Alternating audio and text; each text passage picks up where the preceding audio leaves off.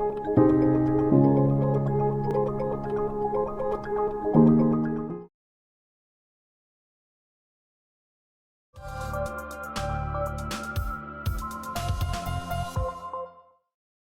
मैं हूँ राशि सहाय और आप देख रहे हैं मेरी circle. Today on a diabetes awareness series we have doctor Anuradha Kapoor with us. Doctor Anuradha Kapoor जिनेथ हॉस्पिटल मुंबई में एक डायबिटोलॉजिस्ट है और उन्होंने पिछले 18 सालों से इस रूप में काम किया है। वेलकम टू मेरी circle doctor Anuradha Kapoor. Thank you for your kind words. So accordingly जितना हमें पता है कि अगर लेडीज को यानी फीमेल को अगर हम मेन से कंपेयर करें तो फीमेल्स को डायबिटीज काफी अलग तरीके से हिट करता है। तो 2020 की रिसर्च के अनुसार भारत में 35 साल से 50 साल के बीच की महिलाएं कम से कम 10 में से एक महिला ऐसी हैं जो कि डायबिटीज से सफर की हैं। तो डॉक्टर, क्या आप हमें ये बता सकते हैं कि एक महिला को जब डायबिटीज होता है तो उसके साइंस और सिम्टम्स क्या होते हैं? हाँ, बिल्कुल बिल्कुल। आपने बहुत अच्छा क्वेश्चन पूछा राशि।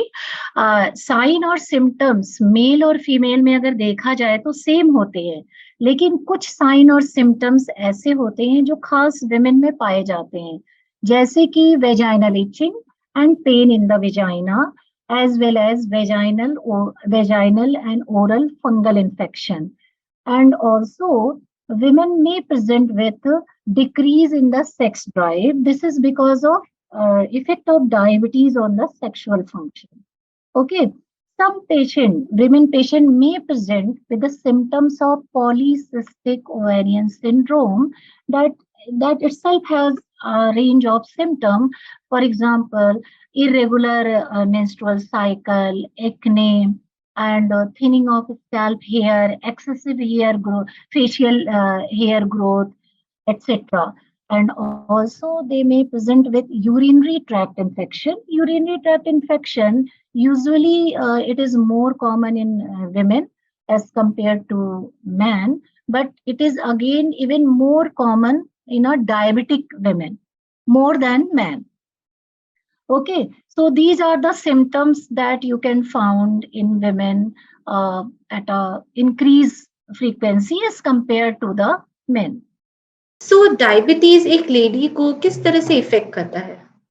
मतलब अभी आप देखो तो डायबिटीज जो है जैसे डायबिटीज लेडी में अगर होता है तो it increases the heart attack risk in women. वैसे तो देखा जाए तो diabetic people both men and women are at higher risk of heart disease, but as compared to the men diabetic women are 4 times at higher risk. So heart disease women में ज्यादा rate से होता है as compare to diabetic men. Okay doctor, so जो ladies diabetes से सफर कर रहे हैं, क्या प्रेगनेंसी में उन्हें कोई इश्यूज या कॉम्प्लिकेशंस फेस करने पड़ते हैं? ये बहुत अच्छा क्वेश्चन है और बहुत ही इम्पोर्टेंट ये चीज है जिसको सारी विमेन को जानना चाहिए।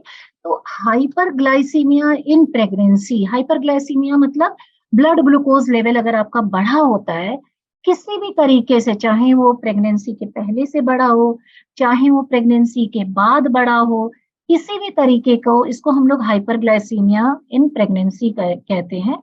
तो ये जो इंक्रीज ब्लड शुगर लेवल है ये बहुत ही हर तरीके से मदर और चाइल्ड के लिए बहुत ही ज्यादा नुकसानदेह होती है। So this hyperglycemia during pregnancy can increase the risk of pre eclampsia, जिसको हम अंग्रेजी में प्री एक्लैम्शिया कहते हैं और हिंदी में इसको बोलते हैं high blood pressure during pregnancy. इससे लोगों की जान तक जा सकती है और नॉर्मल डिलीवरी की बजाय सिजेरियन सेक्शन से डिलीवरी ज्यादा होने के चांसेस बढ़ जाते हैं, स्टिल बर्थ होने के चांसेस और मिसकैरेज होने के चांसेस बढ़ जाते हैं, प्री टर्म डिलीवरी के चांसेस बढ़ जाते हैं। एंड जो बेबी होती है कई बार उनका वेट इतना बढ़ जाता है कि उसको डिलीवर करने में परेशानी होती है और डिलीवरी के बाद भी काफी प्रॉब्लम आती है। जैसे कि डिलीवरी के बाद जो अगर विमेन को पहले डायबिटीज हुआ तो डिलीवरी के बाद भी उसको डायबिटीज होने की संभावना बढ़ जाती है। इसके अलावा babies are born with breathing problem and as well as problem of low sugar level. So these are the things that is very very important. That's why pregnancy के दौरान हर एक प्रेग्नेंट औरत को प्रेग्नेंट होने से पहले अगर वो डायबिटिक है तो उसको पहले से पहले डॉक्टर के साथ बात करके अपने ब्लड शुगर लेवल को बहुत ही प्रॉपर तरीके से कंट्रोल करना चाहिए। कंट्रोल करने के बाद उसे प्रेग्नेंट होना चाहिए। अब अगर उसे ये बात नहीं पता है, अगर वो प्रेग्नेंट हो जाती है तो भी अभी चांस है, आपको इमीडिएटली डॉक्टर से मिलना चाहिए, स्पेशली डायबिटोलॉजिस्ट डॉक्टर से, क्योंकि हम लोग ट्रेंड होते हैं ऐसे केसेस को हैंडल करने के लिए। तो हम उनके ब्लड शुगर को बहुत ही प्रॉपर तरीके से मैनेज करते हैं, जिससे कि वो थ्रू आउट प्रेगनेंसी और आफ्टर डिलीवरी बहुत ही आराम से बच्चे को जन्म देती है और दोनों ही बच्चे और मदर स्वस्थ होते हैं। जी डॉक्टर। सो क्या हाँ, डायबिटीज एक फीमेल के मेंस्ट्रुअल साइकिल पे किस तरह से असर करता है? हाँ, देखिए मेंस्ट्रुअल साइकिल का एज़ सच इतना बड़ा इफ़ेक्ट तो नहीं होता है, लेकिन जैसा कि आपको पता है कि मेंस्ट्रुएशन जो होता है वो हार्मोनल होता है। तो ड्यूरिंग मेंस्ट्रुएशन जैसे before and during menstruation hormones level उनके अप एंड डाउन होते हैं। इसकी वजह से it is difficult to predict the blood glucose level. तो आपका ब्लड ग्लूकोज लेवल वेरी भी कर सकता है, प्रेडिक्ट नहीं कर सकते हो। इसके अलावा हेवी ब्लीडिंग भी हो सकती है। ऐसा देखा गया है कि जो डायबिटिक वुमेन होते हैं उनको उनकी मेंस्ट्रुअल साइकिल हेवी भी हो सकते हैं। Causes could be different, I am just telling you the general features. और इसके लिए अगर आपको ऐसी कुछ चीजें दिखती है कि आपको हेवी मेंस्ट्रुएशन हो रहा है या आपका जो है blood sugar level up and down हो रहा है, तो आपको अपने डॉक्टर को तुरंत बताना चाहिए। इसको इग्नोर नहीं करना चाहिए। आपका डॉक्टर आपको प्रॉपर तरीके से गाइड करेगा कि इस दौरान आपको क्या-क्या एहतियात बरतने चाहिए, कैसा खाना खाना चाहिए, किस तरीके से आपका स्लीप पैटर्न होना चाहिए, जिससे कि आपको इसमें तकलीफ ना हो। ओके। सो ब्लड शुगर मतलब मेनोपॉज के बाद हम ब्लड शुगर को किस तरह से कंट्रोल में रख सकते हैं? हाँ, ये बहुत ही इम्पोर्टेंट क्वेश्चन है राशि, क्योंकि देखो विमेन होने के नाते मेनोपॉज़ तो सभी को सफ़र करना पड़ता है। तो जैसा कि मैंने बताया मेंस्ट्रुएशन एक हार्मोनल फेज़ होता है, menopause means loss of menstruation. तो मेनोपॉज़ क्यों होता है? क्योंकि आपकी बॉडी जो है हार्मोनल चेंजेस की वजह से होता है। तो आफ्टर मेनोपॉज़ आपकी जो है बॉडी बहुत कम एस्ट्रोजन बनाती है। एस्ट्रोजन फीमेल हार्मोन होता है, वो सबको पता है राशि। तो इसकी वजह से after menopause there is unpredictable rise and ups and down in the blood sugar level. And इसके अलावा राशि पेशेंट में start gaining weight, that is very usual because of the loss of effect of estrogen. तो इसकी वजह से उनकी insulin requirement और ओरल ड्रग की रिक्वायरमेंट बढ़ या घट सकती है। बढ़ सकती यूजुअली बढ़ती ही है, क्योंकि अगर आपका वेट गेन होगा तो रेजिस्टेंस ज़्यादा होगा, इंसुलिन रेजिस्टेंस बढ़ेगा, तो उनकी इंसुलिन रिक्वायरमेंट और ओरल ड्रग की रिक्वायरमेंट बढ़ सकती है। तो ऐसी कंडीशन में उन्हें अपने डॉक्टर की सलाह लेनी चाहिए।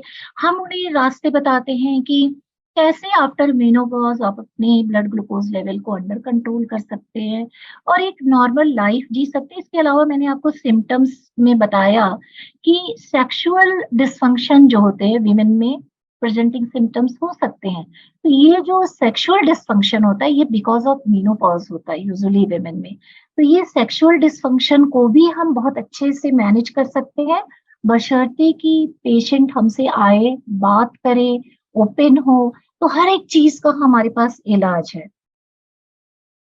जी डॉक्टर। सो क्या जो लेडीज जो मतलब इस प्रॉब्लम से डील कर रहे हैं, क्या उन्हें कार्डियोवास्कुलर रिस्क या हार्ट अटैक आने के चांसेस ज़्यादा होते हैं? यस राशि, जैसा कि मैंने आपको पहले बताया कि विमेन विद डायबिटीज, विमेन और main both with diabetes means diabetic individuals are at high risk of heart attack, and heart attack diseases are more common in women as compared to men, and also heart diseases जो है women में जल्दी आती है। इसकी वजह है menopause या फिर एस्ट्रोजन का जो प्रोटेक्टिव इफेक्ट होता है उसका खत्म हो जाना। तो डायबिटिक वुमेन के लिए ऑफ कोर्स हार्ट डिजीजेस थोड़ा अर्ली आती हैं, और क्योंकि ये प्रोटेक्शन को टेक ले जो प्रोटेक्शन सॉरी जो प्रोटेक्टिव इफेक्ट होता है एस्ट्रोजन का, वो खत्म हो जाता है। सो इसके लिए भी हम विमेन को, जो भी विमेन है, उनको हार्ट डिजीज प्रिवेंशन के लिए हम डॉक्टर से सलाह लेनी चाहिए। जी डॉक्टर। सो मेडी सर्कल में हमेशा हमारी यही कोशिश रही है कि हम हमारे ऑडियंस को कम से कम टाइम में ज़्यादा इन्फॉर्मेशन दे सकें। सो इसके लिए आज हम एक छोटा-सा क्वेश्चन आंसर सेशन कंडक्ट करेंगे, जिसमें से कि आप हाँ या ना में या तो फिर 1 और 2 सेंटेंसेस में आंसर कर सकते हैं। तो मेरा पहला सवाल ये है कि क्या डायबिटिक फुटवियर पहनने से एक पर्सन को डायबिटीज़ में आराम मिलता है? इस पे मेरा आंसर है यस, लेकिन हर एक डायबिटिक को हम डायबिटिक फुटवेयर नहीं देते हैं, हम उन्हीं को देते हैं those who are at high risk of developing diabetic neuropathy and diabetic foot. उनके लिए हम specifically design diabetic footwear prescribe करते हैं। तो क्या एक डायबिटिक पेशेंट्स फ्रूट्स कंज्यूम कर सकते हैं?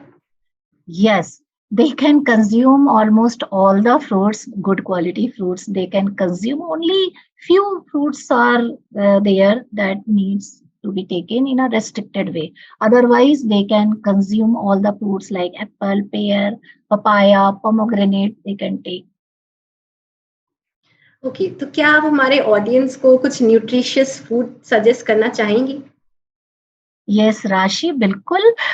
मैं अपने सारे डायबिटिक पेशेंट्स को बोलूंगी कि आप जो है जितने भी सफेद रंग की चीजें होती हैं, लाइक राइस है और पोहा है, सूजी है और पफ्ड राइस है, इन सब चीजों का कंजम्पशन एंड वाइट शुगर है, इन सब चीजों का कंजम्पशन कम कर दें। इसकी बजाय होल ग्रेन सीरियल्स, दाल आप खा सकते हैं, हर तरीके की दाल आप खा सकते हैं। इसके अलावा क्योंकि ये फुल ऑफ फाइबर्स होते हैं, इसके अलावा फ्रूट्स, वेजिटेबल, आप ऑलमोस्ट सारे फ्रूट्स एंड वेजिटेबल खा सकते हैं। फ्यू रेस्ट्रिक्शन, केवल थोड़े से ही रेस्ट्रिक्शन होते हैं। मिल्क एंड मिल्क प्रोडक्ट खा सकते हैं। रेड मीट हम उन्हें बोलते हैं अवॉइड करने को, बट फिश और चिकन वो आराम से खा सकते हैं। एंड इसके अलावा मिल्क एंड मिल्क प्रोडक्ट का कोई रेस्ट्रिक्शन नहीं होता। ये सारी चीजें उनको अच्छे से खाना चाहिए। Okay, thank you, Dr. Anuradha, for coming to our show and sharing your valuable time and insights with us at MediCircle. It has been a pleasure having you on the show. Thank you राशि, thank you.